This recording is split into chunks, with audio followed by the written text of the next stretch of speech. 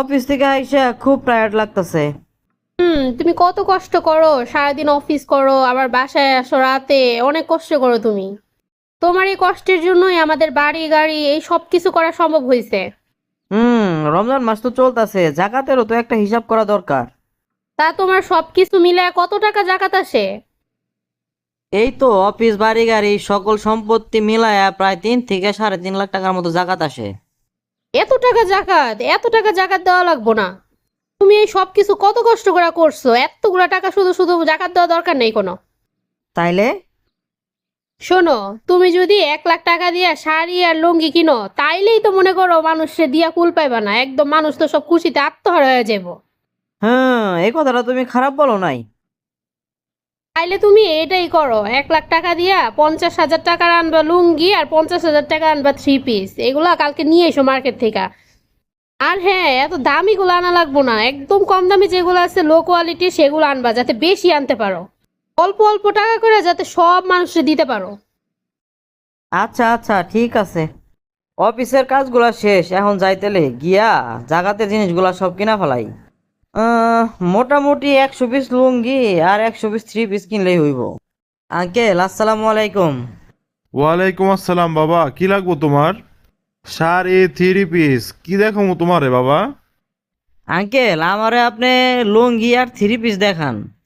তা বাবা কেমন রেঞ্জের মধ্যে দেখামো?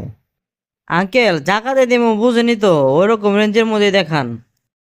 আচ্ছা বাবা, এই যে দেখো লুঙ্গি এগুলো হইতেছে 250 টাকা, আর এই 3 পিস গুলো হইতেছে 350 টাকা। ওরে বাবা, এগুলো তো অনেক দাম আঙ্কেল, আপনি আর একটু কম রেঞ্জের মধ্যে দেখান তো। আচ্ছা আচ্ছা ঠিক আছে, এগুলা দেখো, এই 3 পিস গুলো হইতেছে 250 টাকা কইরা। কিন্তু বাবা আমি কিন্তু এই কাপড়ের কোনো গ্যারান্টি দিতে পারবো না। আচ্ছা আচ্ছা, কোনো গ্যারান্টি লাগবো না, এরপরে আপনি লুঙ্গি দেখান। এই যে বাবা লুঙ্গি এগুলো হইতেছে 150 টাকা কইরা। এগুলা 2 নাম্বার মিক্স কাপড়ের লুঙ্গি আর কি। হুম হুম, বুঝতে পারছি বুঝতে পারছি। হ্যাঁ আঙ্কেল, দুইটারই আপনি 100 পিস করে 100 পিস করে দেন। আচ্ছা ঠিক আছে বাবা, তুমি দাঁড়াও আমি তোমার দিতাছি। এই নাও বাবা তোমার 100 পিস লুঙ্গি আর 100 পিস 3 পিস, মোট হইতেছে 35,000 টাকা। আহ, টাকা তো আরো রয়ে গেছে, আচ্ছা দেখি আর কি কি নেওয়া যায়। আচ্ছা ঠিক আছে আঙ্কেল, আপনি তাইলে মুরব্বিদের কিছু কাপড় দেখান তো। এই যে বাবা দেখো এগুলো হইতেছে সব 350 করে কাপড়, মোটামুটি ভালো, ওই যে পড়তে পারবো আর কি। আরো কমে হয় না আঙ্কেল? হ্যাঁ কমে আছে যে এইগুলা 280 টাকা করে। আহ, আচ্ছা আপনি আমারে তাইলে 60 পিস দেন।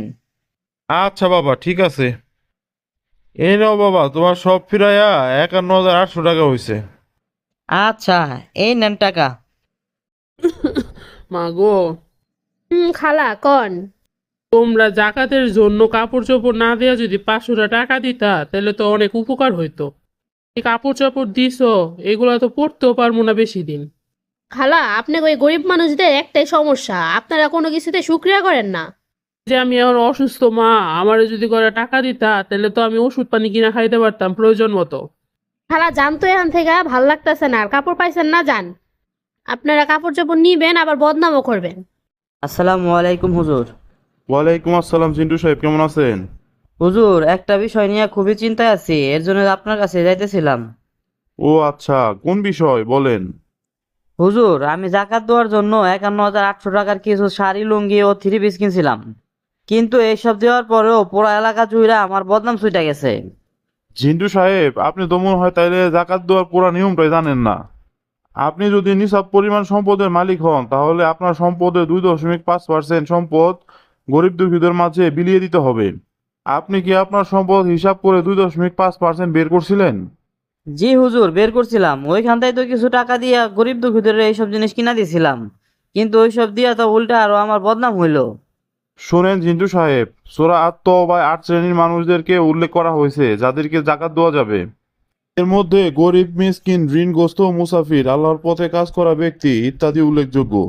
কিন্তু বাবা মা, সন্তান, স্বামী স্ত্রীকে জাকাত দেওয়া যাবে না। আপনি এদেরকে সরাসরি অর্থ হাতে দিতে পারেন অথবা বিশ্বস্ত মানুষের মাধ্যমে মাদ্রাসার ফাউন্ডেশনে জমা দিতে পারেন। খাদ্য বা প্রয়োজনীয় জিনিস কিনে সমমূল্যে দিতে পারেন, তবে নিয়ত থাকতে হবে। মনে মনে জাকাতের নিয়ত থাকাটা খুবই জরুরি। দান করার সময় আলাদা করে এটা জাকাত বলা দরকার বা বাধ্যতামূলক নয়। এখন এখানে আপনি যদি ওই টাকা দিয়ে কিছু কম দামি জামা কাপড় কিনা এরপরে দান করেন, তাহলে তো আপনার বদনাম হইবই, তাই না জিন্টু সাহেব?